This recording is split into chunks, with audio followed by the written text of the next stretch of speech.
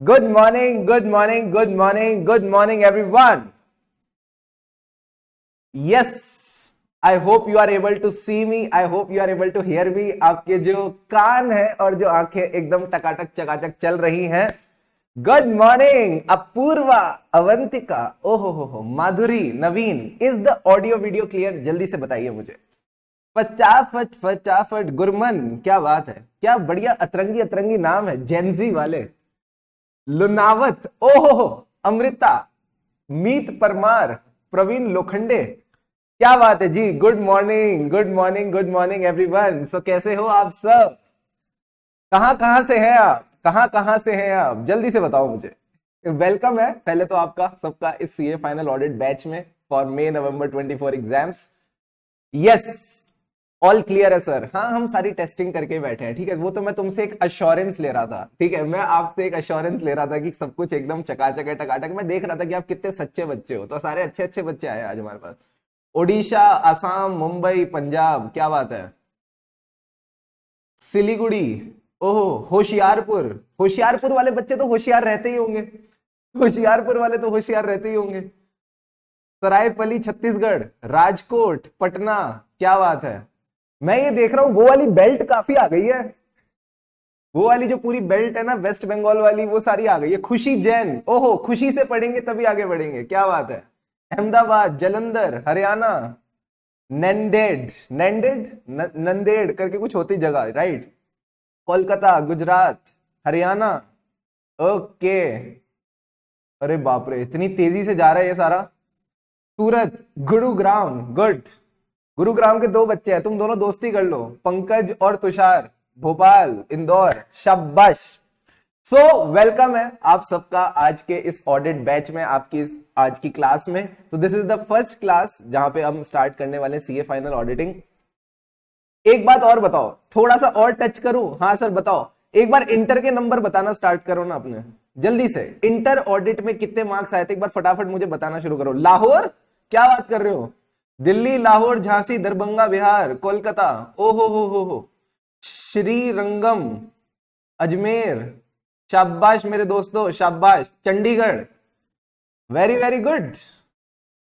अब मार्क्स बताओ जल्दी से अपने ऑडिट के. क्या बात है, क्या बात है, क्या बात है. 40, 40, 56. अब लग रहा है सीए के बच्चों से बात हो रही है. 66 है. ये सचिन यादव ना मामा बना रहा है. ठीक है, कह रहा है 97. 70 कौन लिखता है? इसने लिखा SATRA.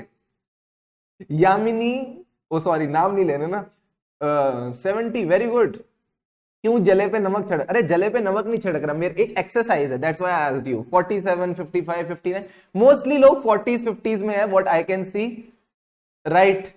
और बाकी 62 दिख गया मुझे. 60 वाले जल्दी से अलग से दिखते हैं. खुशी के 66, वेरी गुड. खुशी, तो मैं कह रहा हूं ना, आप खुशी से पढ़ोगे तभी आगे बढ़ोगे. तो खुशी से पढ़ती ही होगी. और बताओ सर. 50, 42, 49, 46, very very good. एक बच्चा तो कह रहा है रिजल्ट नहीं आया, मतलब तुमने May 23 के दिया, अब तुम यहां पे सीधा May 24 की क्लास में आके बैठ गए, बदमाश. चलो सर, 50, 48, बेसिकली 40, 50 के बीच में आप कहीं घूम रहे हो. तो अभी ऐसा करते हैं ना, हम सबसे पहला काम यही कर लेते हैं. Let's set the target for CA final. बताओ 60 प्लस या 70 प्लस, ये आपके ऊपर है. मैं आपको दोनों चॉइस रखने की पूरी आपको इजाजत देता हूं. मेरे आए थे भाई साहब 71, ठीक है, मेरे आए थे 71, जबकि सारा मामला मुझे खुद समेटना पड़ा, सारी चीजें मुझे खुद सीखनी पड़ी, सारी चीजों को खुद इंटरलिंक करना पड़ा, खुद याद करना पड़ा. बट अब बताओ, क्या आप भी 70 प्लस की इच्छा रखते हो? जल्दी से बताओ. How many of you are thinking of 70 plus? ज्यादा 100, 90 की मत सोचो, टेंशन हो जाएगी. पहले दिन ही टेंशन हो जाएगी, 100 कैसे लाएंगे. सोचो ऐसा जिससे कंफर्ट भी रहे और मजा भी आए. Very good. सब बच्चों ने बोला 70 प्लस, 99 प्लस. हाँ, आईसीआई का पेपर है बाबू, बीकॉम का नहीं, बीकॉम में भी नहीं आते इतने. तो Gurman, Shafali, very very good, बहुत बढ़िया. तो let's target 70 plus and I am sure we can able to achieve it. बहुत आसान है इसको अचीव करना. जस्ट आपने जो मैं बताता हूं वो करते हुए चलना है. अब सर एक बहुत ही इंपॉर्टेंट और अहम डिस्कशन है, वो जल्दी से कर लेते हैं. वो क्या है? मटेरियल्स को लेके. तो जो आपके मटेरियल्स हैं उसमें आपको क्या मिलेगा? First of all you will get our audit notes, साथ ही साथ आपको मिलेंगे question bank.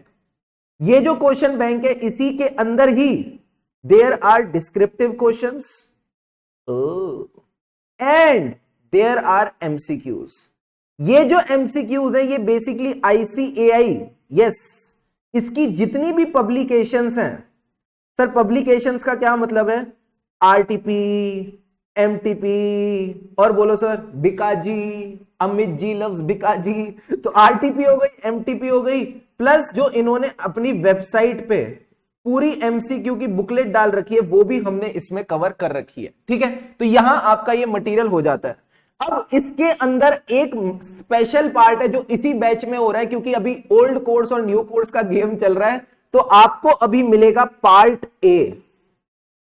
Sir part A का क्या मतलब है?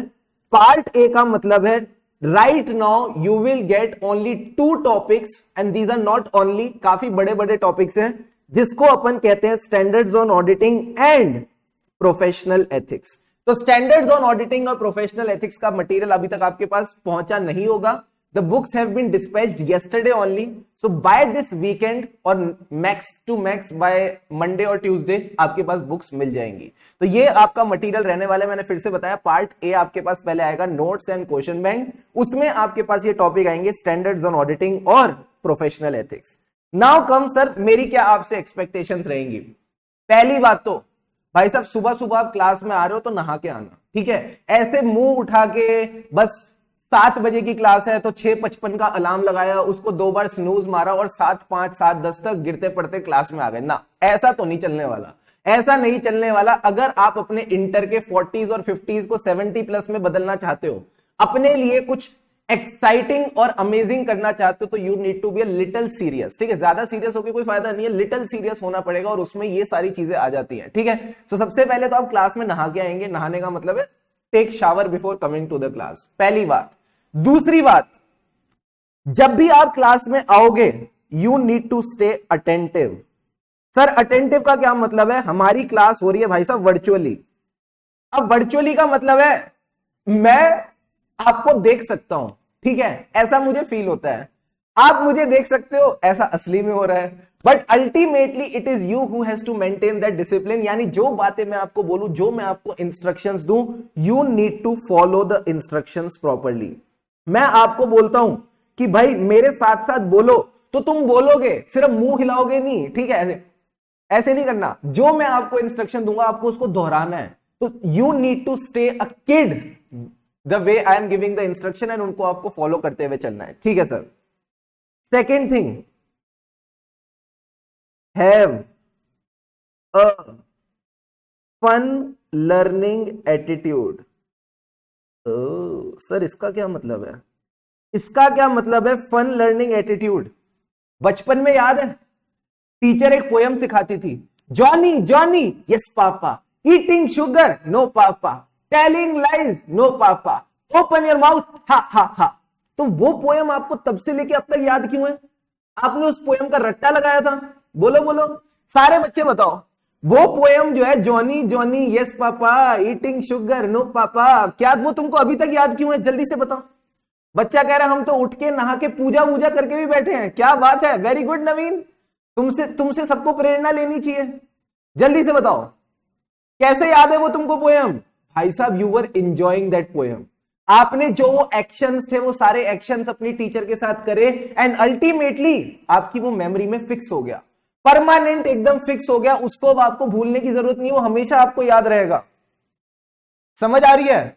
बच्चा कह रहा है रट्टा लगाया था, नहीं, तुमने उसको इतनी बार बोला वो दिमाग में बैठ गई। एक्शंस के साथ पढ़ा था, एक खुश मन के साथ पढ़ा था, हैप्पीनेस के साथ पढ़ा था। तो मैं कहता हूं अगर हम ऑडिट को भी उसी नजरिए से देखें, उसी हैप्पीनेस के साथ पढ़े, तो ये भी हमारे माइंड में परमानेंटली फिक्स हो जाएगा। दूसरा एग्जांपल भी देता हूं, twinkle twinkle little star how I wonder what you are. कैसे याद है? क्योंकि आप ऐसे ऐसे करते थे। तो ये चीजें जो हैं, ये जो चीजें हैं, यही आपको हमेशा याद रहती हैं। तो तभी मैं आपको कह रहा हूं ऑडिट को अगर रट्टा लगाने जाओगे मजा नहीं आएगा, बट ऑडिट को अगर मजे से पढ़ने जाओगे तो मजा भी आएगा और याद भी रहेगा, ठीक है। तो ये आपने करना है। And the last and the most important thing is revise after the class. जब भी मैं आपके साथ कोई क्लास खत्म करूंगा, आपने अगली क्लास से पहले उस क्लास के पार्ट को रिवाइज करके आना ही आना है। आई ये बात समझ? हाँ sir. Now let's talk about some good habits, but these good habits we will discuss at the end of today's class कि क्या क्या अच्छी अच्छी हैबिट्स है जो आपको अपने साथ रखनी है। Now without much ado let's begin the today's class, and आज की क्लास को शुरू करेंगे सर ऐसे स्टैंडर्ड ऑन ऑडिटिंग के साथ। जल्दी आओ जल्दी आओ, इधर देखो इधर देखो, हाँ पता नहीं कहां देख रहे हो, इधर देखो, फटाफट अपनी नोटबुक उठाओ। एक नोटबुक आपने मेंटेन करनी है सर, कितने पेजेस की, कोई भी क्लासमेट का एक रजिस्टर रख लो, एंड वो ऑडिट का ही रजिस्टर होना चाहिए। ऐसा नहीं तुम उसमें पेजेस फाड़ के उसको खत लिख रहे हो, उसी में ही अपने ऑडिट और आर्टिकलशिप के काम लिख रहे हो। नहीं नहीं नहीं नहीं नहीं, एक्सक्लूसिव, ठीक है, एक्सक्लूसिव नोटबुक चाहिए मुझे आपके ऑडिट की क्लास के लिए, एंड वो नोटबुक आपने मेंटेन करके चलनी है। तो अभी अपनी जो भी नोटबुक है हाथ में चुपचाप उसको निकालो, डायरी हो चाहे कुछ भी हो। Now let's begin with the today's class, और हम स्टार्ट कर रहे हैं सर कौन से ऐसे के साथ? हम स्टार्ट कर रहे हैं ऐसे 200। सर ऐसे 200 का क्या मतलब है? ऐसे 200, ये है ऐसे 200। मैं कहता हूं 00 भी नहीं, ये है OO। सर OO बोले तो पहले O का क्या मतलब है? पूछो मुझसे। पहले O का मतलब है ओवरऑल। ओ, दूसरे O का क्या मतलब है? ऑब्जेक्टिव्स। हम सबसे पहले बात करेंगे सर क्या? Overall objective of independent auditor. जो हमारा इंडिपेंडेंट ऑडिटर है उसका ओवरऑल ऑब्जेक्टिव क्या है? ठीक है सर। इसी का एक सेकंड पहलू भी होता है, and conduct of audit as per standards on auditing. जो हमारे स्टैंडर्ड्स ऑन ऑडिटिंग है उसके हिसाब से हमको ऑडिट करके चलना है। तो सबसे पहले हम स्टार्ट करते हैं सर क्या? ऑडिटर के साथ। ये ऑडिटर आदमी कौन है? हु इज एन ऑडिटर, और ऑडिटर की जरूरत क्यों है? तो फटाफट आ जाओ, ये 2 मिनट की डिस्कशन है, इसी को निपटा लेते हैं। तो आपने अपने बचपन में क्लास 11th की बात कर रहा हूं, तब टीचर ने आपको कंपनी का फॉर्मेट समझाया था। सर कंपनी का क्या मतलब है? कंपनी का मतलब है जो हमारे शेयर होल्डर है वो अलग है, जो मैनेजमेंट है वो अलग है। इधर देखो इधर देखो इधर देखो, जो हमारे शेयर होल्डर है जिन्होंने कंपनी में पैसा लगाया है वो अलग लोग हैं, जो मैनेजमेंट है जो कंपनी को चला रही है वो अलग लोग हैं। तो शेयर होल्डर ने मैनेजमेंट से पूछा साल के एंड में, ओ मैनेजमेंट इधर आओ, तुमने इस साल कितना मुनाफा कमाया, तुमने इस साल कितना प्रॉफिट कमाया? तो मैनेजमेंट बोली, सर मैनेजमेंट क्या बोली? इस साल हमने 100 करोड़ का मुनाफा कमाया। ऑडिटर वो सॉरी शेयर होल्डर बड़े खुश हो गए। शेयर होल्डर कहते वाह जी वाह। शेयर होल्डर अगले साल फिर आए, कहते मैनेजमेंट तुमने इस साल कितना प्रॉफिट कमाया? कहते इस साल हमने 200 करोड़ कमाया। ये फिर खुश हो गए, वापस चले गए। तीसरे साल के बीच में इनको पता चला ये इनको उल्लू बना रही है। इनको किसी से सुनने में आया कि ये इनको उल्लू बना रही है, तो बेसिकली यहां पे ट्रस्ट इश्यूज आ गए। तुम तो जेनजी लोगो, तुमको तो ट्रस्ट इश्यूज के बारे में पता ही होगा। तो अब जब शेयर होल्डर और मैनेजमेंट के बीच में ट्रस्ट इश्यू आ जाएंगे, तो शेयर होल्डर्स को अब मैनेजमेंट पे ट्रस्ट बनाना है। इसको अब मैनेजमेंट पे एक अश्योरेंस चाहिए कि ये जो मैनेजमेंट है ये अपने फाइनेंशियल स्टेटमेंट ठीक से बनाती है या नहीं। तो ये जो गैप है ना, यहां पे है ढेर सारे शेयर होल्डर, तुम शेयर होल्डर, मैं शेयर होल्डर, सब शेयर होल्डर। इन शेयर होल्डर्स को क्या चाहिए सर? इनको चाहिए अश्योरेंस। इनको चाहिए अश्योरेंस किस चीज को लेके? कि यहां जो हमारी मैनेजमेंट बैठी है, आहा, यही मैनेजमेंट की बात कर रहा हूं, स्पाइक्स वाले बाल वाली मैनेजमेंट। ये जो मैनेजमेंट है ये अपने फाइनेंशियल स्टेटमेंट्स ठीक से बनाती है या नहीं? ध्यान से सुनते जाओ, ध्यान से सुनते जाओ, फील आती जाएगी। ये जो मैनेजमेंट है ये फाइनेंशियल स्टेटमेंट ठीक से बनाती है कि नहीं, इसके लिए इन प्राणियों को, सर प्राणी कौन है? ये शेयर होल्डर्स। इन शेयर होल्डर्स को क्या चाहिए? अश्योरेंस।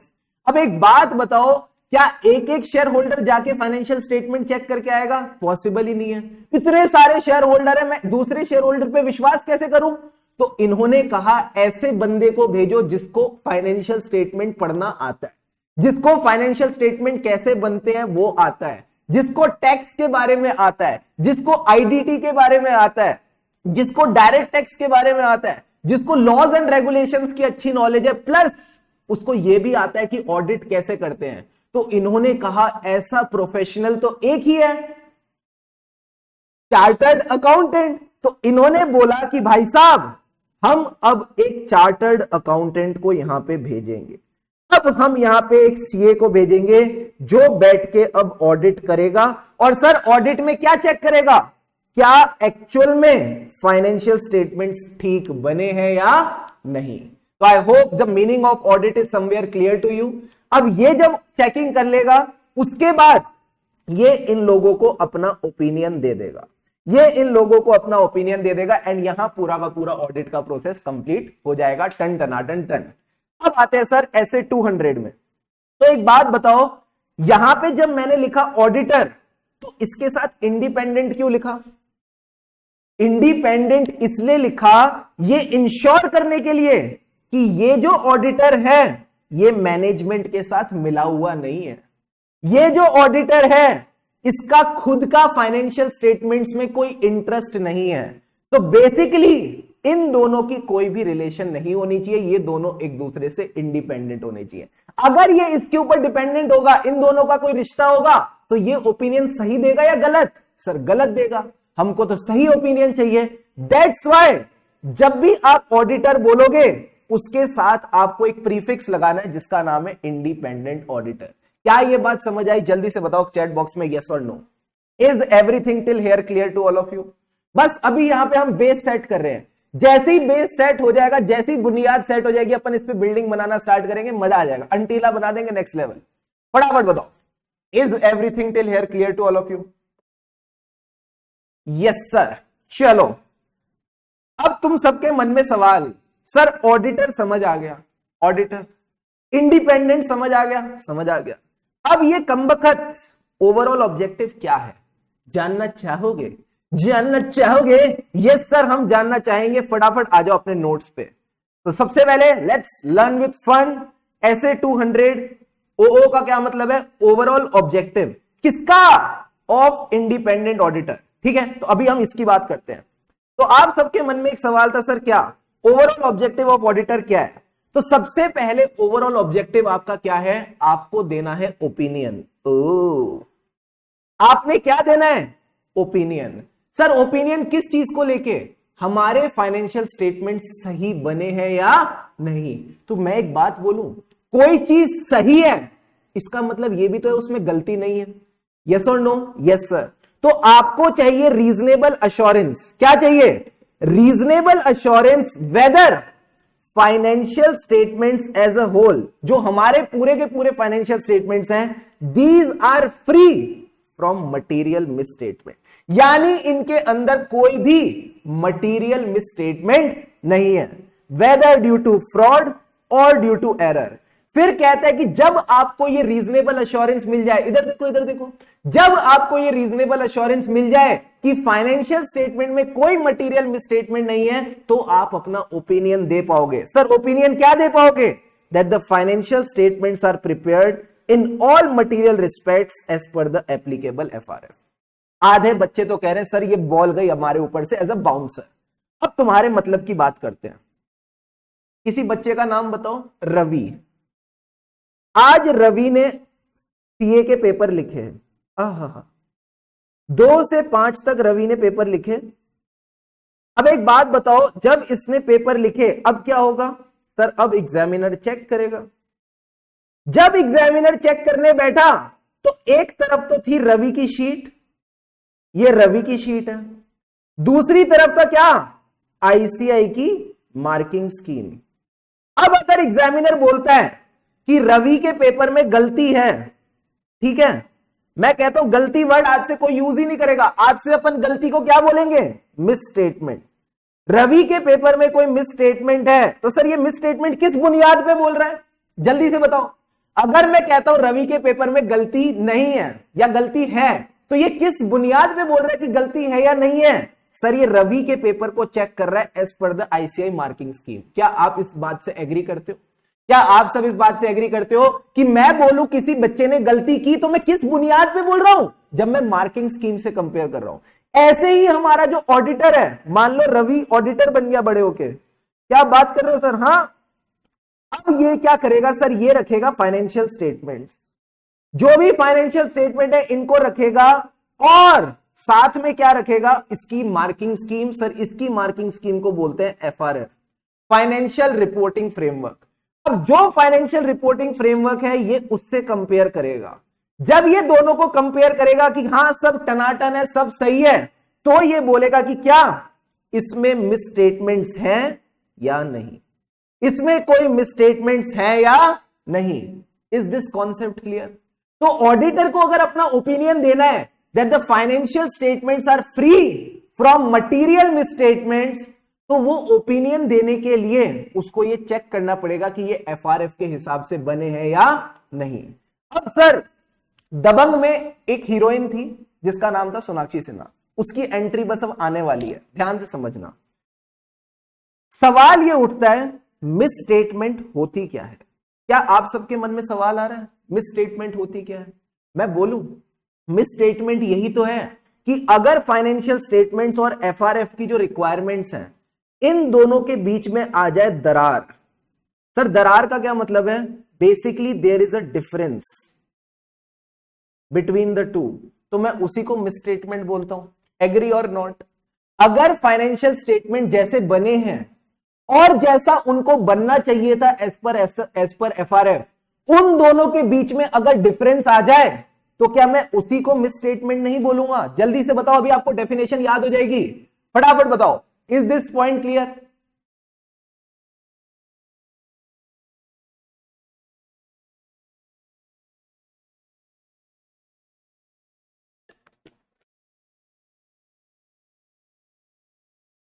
हाँ जी, ये बात समझ आई? Yes sir. तो यही पॉइंट आपको मिस स्टेटमेंट की डेफिनेशन में मिलेगा। देखो क्या कहता है, मिस स्टेटमेंट कुछ नहीं है, it is just a difference. Miss statement कुछ नहीं है, it is just a difference. आओ जल्दी से एक बार मिस स्टेटमेंट की डेफिनेशन लिख ही लेते हैं। What is a miss statement? Sir miss statement is nothing but a difference. Difference between what? Difference in the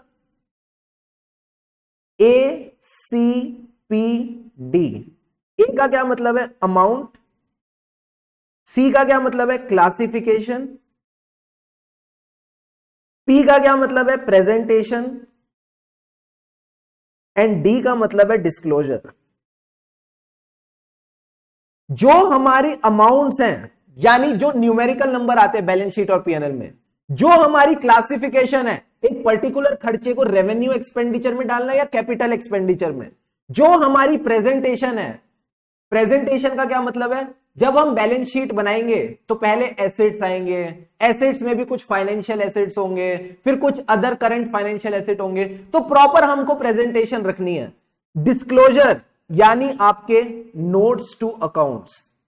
ये जो है ना, अगर इनमें डिफरेंस है, सर डिफरेंस मतलब what is reported in the financial statements and what was required as per applicable FRF, तो अपन इसको मिस स्टेटमेंट का नाम दे देंगे। अपन इसको मिस स्टेटमेंट का नाम दे देंगे। फटाफट पूरी डेफिनेशन मुझे अभी याद करके बताओ। सर मिस स्टेटमेंट क्या है? इट इज अ डिफरेंस, ये दरार है। सर दरार किसके बीच में? जो फाइनेंशियल स्टेटमेंट बन के आए हैं और जो फाइनेंशियल स्टेटमेंट बन के आने चाहिए थे। बन के आने चाहिए थे किसके हिसाब से? As per the applicable FRF.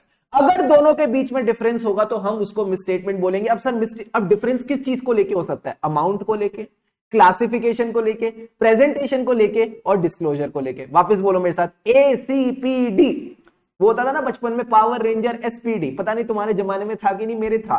ठीक है, ACPD का क्या मतलब है? Amount, classification, presentation, disclosure. जल्दी से बोलो, amount, classification, presentation, disclosure. At least बोलो तो सही।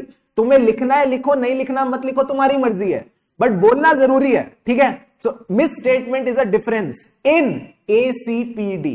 सर ACPD का क्या मतलब है? Amount, classification, presentation and disclosure.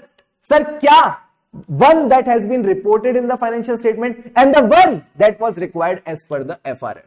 अब सारे बच्चे मेरी बात समझो, अगर मेरे फाइनेंशियल स्टेटमेंट्स में 10 रुपए की गलती है, हो 10 रुपए की गलती हुई, अब तो जेल में जाना पड़ेगा, जेल की रोटी खानी पड़ेगी, जेल का पानी पीना पड़ेगा, अब तो जेल में जाना पड़ेगा। अब ऑडिटर ने क्या किया सर, 10 रुपए की गलती निकाली। अब 10 रुपए की गलती निकाल के कहता है मैं तो अपनी रिपोर्ट को मॉडिफाई करूंगा, मैं तो मैनेजमेंट की गलतियों को शेयर होल्डर तक पहुंचाऊंगा। अब 1000 करोड़ की कंपनी में जीरो भी नहीं गिन पाओगे, इतने सारे जीरो हैं उसमें। अगर 10 रुपए की गलती होती है तो क्या इससे ऑडिटर को चिल्लम चिल्ली करनी चाहिए? क्या अपनी रिपोर्ट से इसको मॉडिफाई कर देना चाहिए? The answer is no. तो हम बोलेंगे कि हमको मिस स्टेटमेंट से फर्क नहीं पड़ता बाबू, हमको मिस स्टेटमेंट से फर्क नहीं पड़ता। तो किससे फर्क पड़ता है? जल्दी से बताओ चैट बॉक्स में, ये चीज तुम ऑलरेडी आईपीसीसी में पढ़ चुके हो, फटाफट बताओ। मिस स्टेटमेंट से फर्क नहीं पड़ता, किससे फर्क पड़ता है? What is that one thing that affects you? If not the misstatement, then what?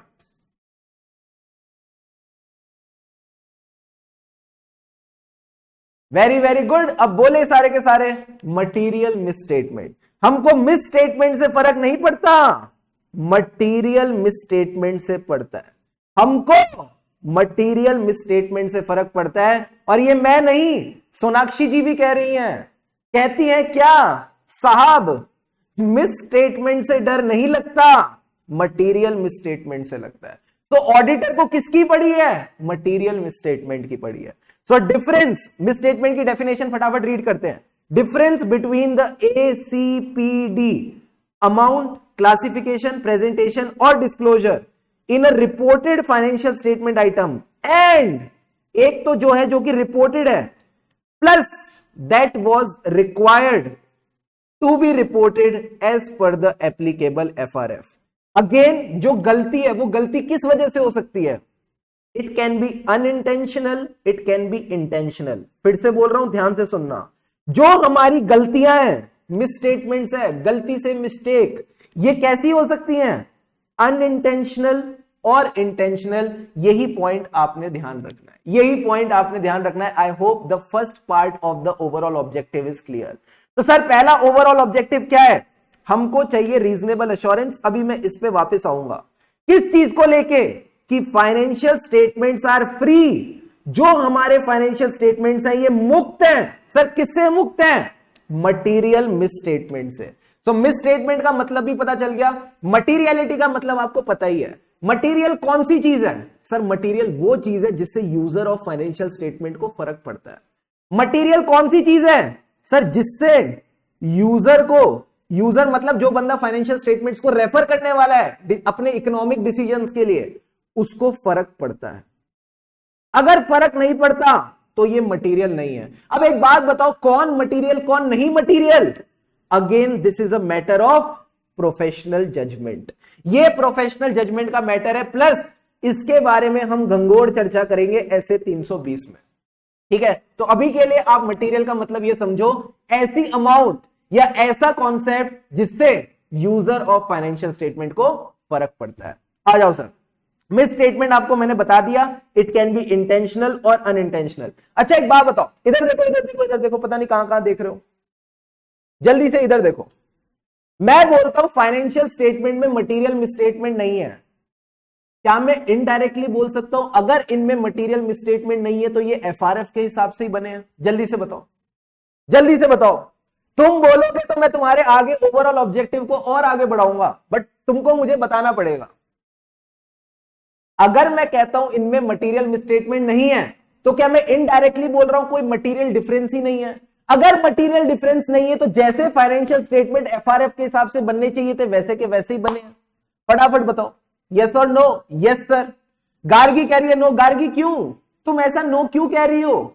Material misstatement नहीं है मतलब कोई गलती नहीं है। अगर गलती नहीं है तो आपका पेपर मार्किंग स्कीम से मिलता है, ऐसे ही आपके जो फाइनेंशियल स्टेटमेंट है वो FRF से मेल खाते हैं। तुमको उससे दिक्कत क्यों हो रही है? आओ दिखाओ, मैं तुमको यही बात लिखी है। तो कहता है जब आपको रीजनेबल एश्योरेंस मिल जाएगी, किसको लेके? That the financial statements as whole are free from material misstatement, thereby you will be in a position to express your opinion. Sir opinion किस चीज को लेके? कि हमारे जो फाइनेंशियल स्टेटमेंट्स है they are prepared in all material respects as per the applicable FRF. ये जो फाइनेंशियल स्टेटमेंट्स हैं ये एफआरएफ के हिसाब से बने हैं। तो पहले क्या बोला? संतुष्टि ले लो कि मटेरियल स्टेटमेंट नहीं है। जब संतुष्टि मिल जाए, संतुष्टि कौन है बताओ? यही तो संतुष्टि है। अरे बाबू यही तो संतुष्टि है कि फाइनेंशियल स्टेटमेंट में मटेरियल मिसस्टेटमेंट नहीं है। तो जब मटेरियल मिसस्टेटमेंट नहीं है तो मैं ये कह सकता हूं they are prepared in all material respect. मैंने ये नहीं कहा all respects, in all material respects as per the applicable FRF. तो पहले आपको चाहिए रीजनेबल एश्योरेंस। एक बार रीजनेबल एश्योरेंस मिल गई, इसके बेसिस पे आप अपना ओपिनियन निकाल सकते। ठीक है, is the two step process clear till here? पहला स्टेप क्या है जल्दी से बताओ ओवरऑल ऑब्जेक्टिव का। ओवरऑल ऑब्जेक्टिव का पहला स्टेप बताओ। सर पहला स्टेप है रीजनेबल एश्योरेंस। एक बार रीजनेबल एश्योरेंस मिल गई तो बाबू हम अपना ओपिनियन बना सकते हैं, हम अपना ओपिनियन एक्सप्रेस कर सकते हैं। अब सवाल है, मैंने अपने मन में ओपिनियन बनाया, सर पे लगाया ठंडा तेल और अपने मन में ओपिनियन बनाया, तुमको कैसे पता चलेगा? जल्दी से बताओ। मैंने तो ओपिनियन बना लिया, मैं किसी को नहीं बताऊंगा। बताओ अब ये ओपिनियन तुमको कैसे पता चलेगा? फटाफट बताओ। How will you get to know about this opinion? बोलो रे बोलो प्यारे बच्चों, कैसे जानोगे तुम मेरे मन में क्या चल रहा है?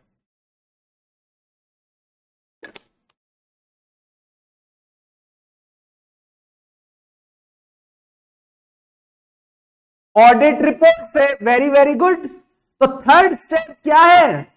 अरे ओपिनियन को अपने मन में थोड़ी रखना है, शेयर होल्डर से पैसे लिए हैं तो बता के जाओ। तो यू नीड टू रिपोर्ट। तो the third step is reporting. तो 3 स्टेप्स क्या हो गए? पहले रीजनेबल एश्योरेंस ली, संतुष्टि ली कि फाइनेंशियल स्टेटमेंट में मटेरियल मिसस्टेटमेंट नहीं है। क्यों ली? ताकि आप ओपिनियन एक्सप्रेस कर पाओ। ओपिनियन किस चीज को लेके? that the financial statements have been prepared in all material respects as per the applicable FRF। बोलो मेरे साथ, ओपिनियन किस चीज को लेके? that the financial statements have been prepared in all material respects as per the applicable FRF, and once your opinion is ready then you will issue your audit report। तो अगला point यही कहता है to report and communicate as per the standards on auditing in accordance with the auditor's finding। फटाफट बताओ क्या overall objective वाला part clear है? यस और नो? फटाफट इसको देखो और मुझे बताओ is this whole point clear और नॉट? यही ऑडिट का सार है।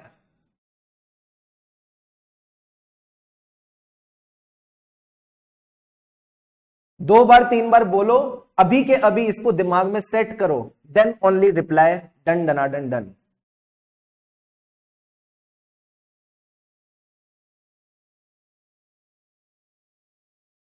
क्रिस्टल क्लियर, क्या बात है।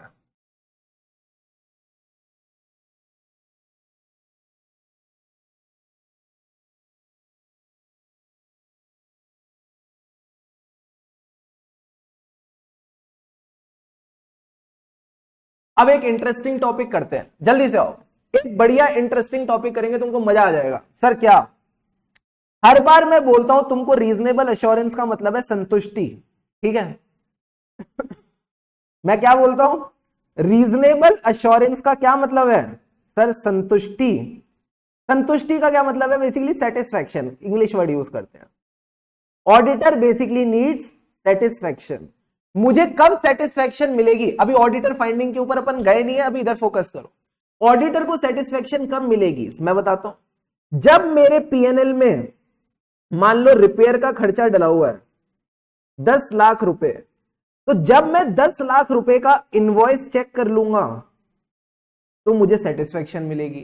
इसी इनवॉइस के साथ साथ मान लो मैंने इसका एग्रीमेंट देखा तो मुझे सेटिस्फैक्शन मिल गई। मैंने इसका परचेज ऑर्डर देखा तो मुझे सेटिस्फैक्शन मिल गई। यानी मैंने जब ये सारी चीजें देखी तो ऑटोमेटिकली मुझे सेटिस्फैक्शन मिलती गई। तो सर सेटिस्फैक्शन किससे आती है? It you get the satisfaction from sufficient आधे बच्चों को थोड़ा थोड़ा नॉस्टैल्जिया हो रहा है कि सर हाँ सुना सुना लग रहा है। Sufficient and appropriate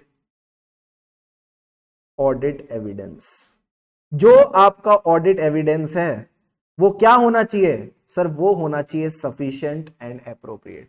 once you get the sufficient and appropriate evidence, आपको अपने आप एक सेटिस्फेक्शन आ जाती है कि हाँ अब मैं कह सकता हूं यहां पे गलती नहीं है। अगर गलती नहीं है तो फिर मैं अपना ओपिनियन दे पाऊंगा। तो ऑटोमेटिकली आपने एक ऑडिट का ना यू कैन से फ्लो समझ लिया। सर फ्लो क्या समझ लिया, पहले आप प्रोसीजर्स परफॉर्म करते हो, समझ रहे हो, जब आप प्रोसीजर्स परफॉर्म करोगे तो आपको क्या मिलेगा, ऑडिट एविडेंस। जो ऑडिट एविडेंस है उसके बेसिस पे आप कंक्लूड कर सकते हो। सर कंक्लूजन क्या, कि मामला यहां पे ठीक है या नहीं। जो ऐसा भी मामला हो, जैसा भी मामला हो, उसके बेसिस पे आप अपना ओपिनियन दोगे, उसी के बेसिस पे आप अपना ओपिनियन दोगे। तो यही तो ऑडिट का प्रोसेस है। तो आपने यहां पे क्या करना है, आपको चाहिए sir sufficient and appropriate audit evidence, उसी को अपन कहीं ना कहीं रीजनेबल एश्योरेंस का नाम दे देते हैं। अब सवाल यह है कि ये रीजनेबल एश्योरेंस क्यों है, ये रीजनेबल एश्योरेंस क्यों है, एब्सोल्यूट एश्योरेंस क्यों नहीं, गारंटी क्यों नहीं, क्या आप बताना चाहोगे, फटाफट बताओ। क्या आप बताना चाहोगे, क्या आपके मन में कुछ ऐसा आ रहा है, इनहेरेंट लिमिटेशंस ऑन ऑडिटिंग। बचपन में जब आप छोटे छोटे बच्चे थे, बड़ी शरारत करते थे, आईपीसीसी में पढ़ते थे, इंटर में पढ़ते थे, तो रीजनेबल एश्योरेंस काहे लेते थे, एब्सोल्यूट काहे नहीं। सर एब्सोल्यूट एश्योरेंस नहीं ली जा सकती, ऑडिट रिस्क को जीरो नहीं किया जा सकता। क्यों, because of inherent limitations on auditing, because of inherent limitations on auditing. तो आओ रीजनेबल एश्योरेंस से थोड़ी प्रेरणा लेके, रीजनेबल एश्योरेंस से थोड़ी प्रेरणा लेके फटाफट चलते हैं सर कहां, इनहेरेंट लिमिटेशंस ऑन ऑडिटिंग की तरफ। जल्दी से आओ, ये आ गई आपकी inherent limitations on auditing. Before I start with inherent limitations on auditing, ये क्या कहता है, ऑडिटर इजंट एक्सपेक्टेड, उससे हमको कुछ एक्सपेक्टेशन नहीं है, ना उसकी बस की है। सर किस चीज को लेके, कि वो ऑडिट रिस्क को जीरो कर दे। अच्छा एक बात बताओ, ऑडिट रिस्क क्या होगी, आपसे पूछ ही लेते हैं सवाल।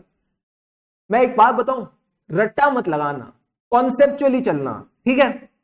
ऑडिट रिस्क क्या हो सकती है, can you think about it, anyone can think, what do you mean by audit risk.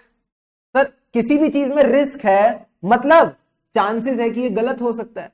तो ऑडिट में क्या गलत हो सकता है, what can be the mistake, what can be the गलती that can happen here. Sir auditor का एक काम है अपना ओपिनियन देना, राइट, यस सर। तो जो उसका ओपिनियन है बाबू, अगर वो ओपिनियन ही गलत हो जाए तो मैं कहूं यही ऑडिट रिस्क है। सर ओपिनियन कब, जब मटीरियल मिसस्टेटमेंट प्रेजेंट है but he gave an unmodified opinion. Oh my God, क्या बात कर रहे हो, हाँ यही तो ऑडिट रिस्क है, यही तो ऑडिट रिस्क है। मटीरियल मिसस्टेटमेंट प्रेजेंट है बट उसने अनमॉडिफाइड ओपिनियन दे दिया। सर ऐसा भी तो हो सकता है, ऐसा भी तो हो सकता है कि मटीरियल मिसस्टेटमेंट नहीं थी, मां नहीं है, मालिक मां नहीं है, मटीरियल मिसस्टेटमेंट नहीं है, और उसने मॉडिफाइड ओपिनियन दे दिया। क्या बात कर रहे हो, हाँ सर ये भी तो ओपिनियन, ये भी तो पॉसिबल है, नॉट पॉसिबल। ऑडिटर बेवकूफ है क्या, संकी आदमी है क्या, कुछ भी करेगा, मटीरियल मिसस्टेटमेंट नहीं मिल रही फिर भी मॉडिफाइड ओपिनियन दे रहा है, ऐसा हो सकता है क्या, पॉसिबल ही नहीं है, पॉसिबल ही नहीं है कि कोई गलती नहीं मिली और वो मॉडिफाइड ओपिनियन दे, इट इज नॉट पॉसिबल। तो what do you mean by audit risk, audit risk का मतलब है giving a wrong opinion when the financial statements are materially misstated. Is this point clear, क्या आप कभी भूलोगे जिंदगी में ऑडिट रिस्क क्या होते हैं, नहीं सर हम नहीं भूलेंगे। अब ये एक बात बताओ, मटीरियल मिसस्टेटमेंट प्रेजेंट थी बट ऑडिटर को नहीं मिली, ऐसा क्यों हो सकता है, इसके हमारे पास 4 रीजंस अवेलेबल है। इसी चीज को लेके हमारे पास 4 रीजंस अवेलेबल है। पहला रीजन कहता है उनकी गलती, अब जल्दी से इधर फोकस करना, बस 5 मिनट चाहिए मुझे आपके, 5 मिनट में सारी इनहेरेंट लिमिटेशंस रिवाइज हो जाएंगी, दिमाग में फिट हो जाएंगी। पहला रीजन क्या है सर? उनकी गलती। उनकी कौन? आधे लड़के तो ब्लश कर रहे हैं, सर उनकी किनकी बात कर रहे हो? उनकी मतलब मैनेजमेंट की गलती। जो मैनेजमेंट है उसने फाइनेंशियल स्टेटमेंट सही से नहीं बनाए। तो हम इसको क्या बोलते हैं? Nature of financial reporting. जो फाइनेंशियल स्टेटमेंट्स हैं उनकी नेचर ही ऐसी है कि उसमें गलती हो सकती है और मिले ना। एग्जाम्पल, हर चीज में तो जजमेंट लगती है, हर चीज में तो जजमेंट लगती है, so it involves judgement by the management. अब इनकी जो जजमेंट है कभी सही पड़ेगी कभी गलत पड़ेगी, हमको क्या? अकाउंटिंग एस्टीमेट से भरा रहता है financial statement, so how can you be so sure कि वो सही है ही है? तो आप इसकी गारंटी नहीं ले सकते ना, जहां पे भी जजमेंट इन्वॉल्व है, जहां पे भी ह्यूमन माइंड इन्वॉल्व है, वो जजमेंट बाय मैनेजमेंट है। दूसरा, अगर मैं इनके इंटरनल कंट्रोल्स की बात करूं, जो इंटरनल कंट्रोल ये बनाते हैं गलती ना हो उसके लिए, उसके अंदर खुद के अंदर भी इनहेरेंट लिमिटेशंस है, उसके अंदर खुद भी अलग अलग दिक्कतें हैं। तो there are certain reasons because of which you can say कि फाइनेंशियल स्टेटमेंट्स भी कंप्लीटली करेक्ट नहीं बनाए जा सकते। Is this point clear? Yes sir. Second thing that you need to remember is, इधर आओ इधर आओ इधर आओ इधर आओ। पहले तो उनकी गलती। अब मैं बताता हूं, तुम भी दूध से धुले नहीं हो, तुम भी एज एन ऑडिटर दूध से धुले नहीं हो। सर इसका क्या मतलब है? ये कहता है हमारी गलती, हमारी लिमिटेशन। सर हमारी लिमिटेशन का क्या मतलब है? Nature of audit procedures. जो आपके ऑडिट प्रोसीजर्स हैं बेचारे वो भी दूध से धुले नहीं है। सबसे पहली चीज ब्रैकेट में लिख रहा हूं, इसको याद मत करने बैठ जाना, you are dependent on the management. Dependent का क्या मतलब है? अगर मुझे एविडेंस चाहिए तो मैं अपने मन से तो एविडेंस नहीं निकाल सकता, मैं गूगल करके तो एविडेंस नहीं निकाल सकता, तो मैं किस पे डिपेंडेंट हूं? आप मैनेजमेंट पे डिपेंडेंट है। आप मजबूर हैं ये नहीं, ठीक है? आपने वाली एड देखी होगी ना बचपन में, आप मजबूर है ये नहीं।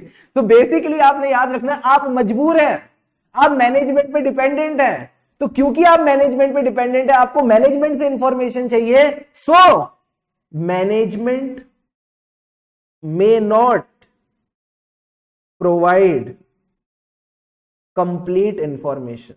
oh my god, क्या बात कर रहे हो सर? हाँ, मैनेजमेंट आपको कंप्लीट इंफॉर्मेशन नहीं देगी। बच्चा कह रहा है बीटेक्स की एड है। हाँ, तुमको यही सब याद रहता है, तुम ये भी याद रखो।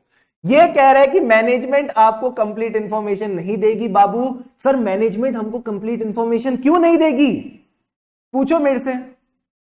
क्योंकि उनके मन में चोर है, क्योंकि उनके मन में चोर है।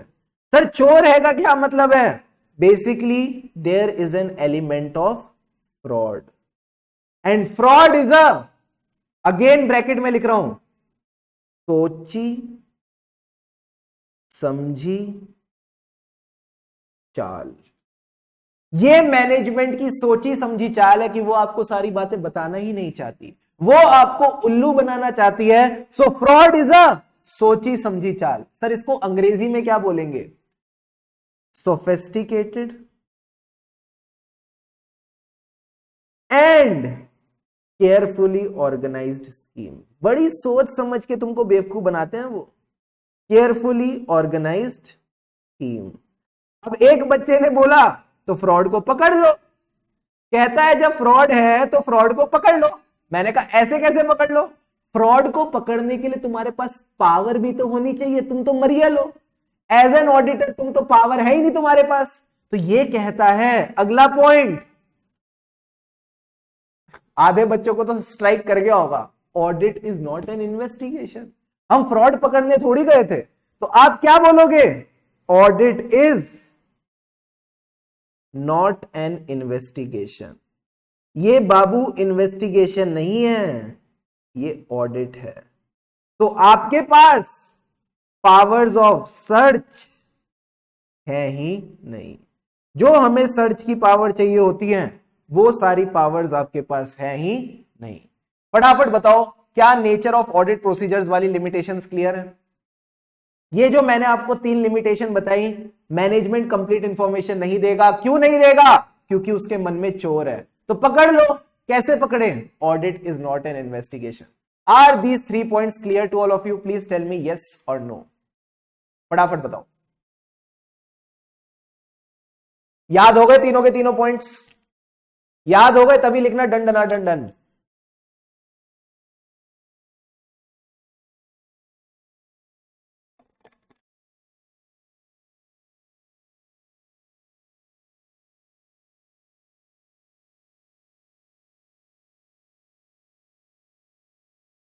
अब इधर आओ। इनहेरेंट लिमिटेशंस क्या है? मजबूरियां। पहली मजबूरी किनकी है? उनकी मजबूरी है। सर उनकी क्या मजबूरी है? Financial statements involves judgement by the management. बड़ा सिंपल पॉइंट है, तुम बोलते नहीं हो, बस मुझे वो बात अच्छी नहीं लगती। बोलो ना, financial statement preparation process involves judgement by the management. क्या ये पॉइंट क्लियर है? हाँ सर। सेकेंड पॉइंट क्या था? Nature of audit procedure. Audit procedure की नेचर क्या है? हम मजबूर है। सर मजबूर का क्या मतलब है? You are dependent on the management, so management may not provide complete information. बोलो, management may not provide complete information. क्यों नहीं दे रही? क्योंकि मैनेजमेंट के मन में चोर है, फ्रॉड है। फ्रॉड का क्या मतलब है? Sophisticated carefully organise scheme. फिर से, sophisticated and carefully organise scheme. तो पकड़ लो। कैसे पकड़े?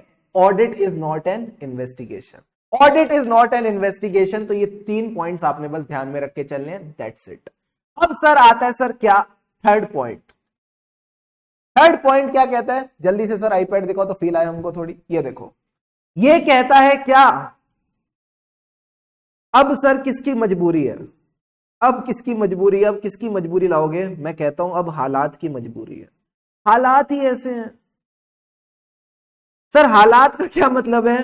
आपको बेसिकली ना एक बैलेंस मेंटेन करके चलना है। बैलेंस किसके बीच में? Between the benefit and the time and cost involve. जो हमारे टाइम और कॉस्ट इन्वॉल्व है, जो हमारे बेनिफिट इन्वॉल्व है। सर आप कहां चले गए? इधर आओ, इधर आओ। जो हमारे टाइम एंड कॉस्ट इन्वॉल्व है, जो हमारा बेनिफिट इन्वॉल्व है, इसके बीच में हमको बैलेंस मेंटेन करके चलना है। अगर मैं ऑडिटर को कहूं तू सारी की सारी ट्रांजैक्शंस चेक कर, क्या इसका कोई फायदा है? उसको तो बहुत टाइम बैठना पड़ेगा। रिलायंस जैसी कंपनी जिसमें हजारों करोड़ों ट्रांजैक्शंस होती हैं, अगर ऑडिटर सारे चार्टर्ड अकाउंटेंट भी इंडिया के मिल जाएं, वो भी एक एक ट्रांजैक्शन चेक नहीं कर पाएंगे। और सारे चार्टर्ड अकाउंटेंट अगर रिलायंस के लिए काम करेंगे तो बिल कितना बड़ा फाड़ेंगे अंबानी जी पे। तो क्या अंबानी जी इतना बड़ा बिल पे कर पाएंगे? अच्छी खासी profit making company loss making company हो जाएगी। तो आपने मेंटेन करना है क्या? Balance between the benefit of audit and कहीं ना कहीं जो टाइम एंड कॉस्ट इन्वॉल्व है। इसी को लेके एक लाइन आती है, एक बड़ी ही अच्छी लाइन है, कवि ने कही है। आप कवि की लाइन सुनना चाहोगे? हाँ सर, कवि की लाइन सुनना चाहेंगे। कवि कहता है क्या? सुनना मेरे से कवि की लाइन। कवि कहता है डीटीसी, दिल्ली वालों, दिल्ली टूरिज्म कॉरपोरेशन की बात नहीं कर रहा, अभी सुनना। DTC is not a valid basis to omit an audit procedure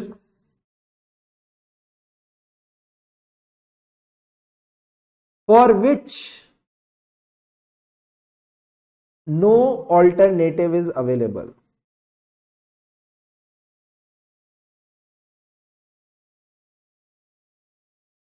फटाफट लिखो, फटाफट लिखो इसको, जल्दी से लिखो। कवि की लाइन लिखो और मुझे बताओ क्या आपने लाइन लिखी? डीटीसी का क्या मतलब है ये भी लिख लो फटाफट। डी का मतलब है डिफिकल्टी, टी का मतलब है टाइम एंड सी का मतलब है कॉस्ट।